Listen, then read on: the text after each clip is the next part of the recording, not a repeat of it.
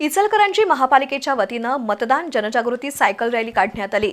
लोकशाही बळकट करण्यासाठी प्रत्येकानं मतदान करणं अत्यावश्यक आहे। प्रत्येक नागरिकानं निर्भयी वातावरणात मतदानाचा हक्क बजावावा असा संदेश या रॅलीतून देण्यात आला।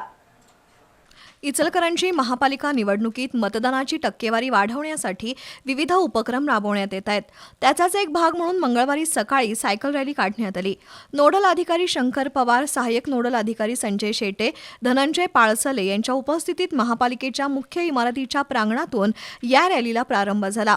एक पाऊल सायकलवर, एक पाऊल मतदानाकडे, मतदान आपला अधिकार अशा घोषणा देत आणि मतदार जागृतीचा संदेश देत ही सायकल रॅली स्टेशन नाका, स्वामी अपार्टमेंट, जवाहर नगर, जुन्या बस स्थानक मार्गे पुन्हा महापालिकेत आली। त्यामध्ये सचिन खोंद्रे, संजय कांबळे, कृष्णात गोंदू कुपे, नारायण जाधव, शेखर पवार, लक्ष्मण आमणे, दीपक सुतार यांच्यासह शाळा महाविद्यालयातील एनसीसीचे विद्यार्थी, रिंगण फिटनेस स्पोर्ट्स क्लबचे कार्यकर्ते आणि महापालिकेचे कर्मचारी सहभागी झाले होते।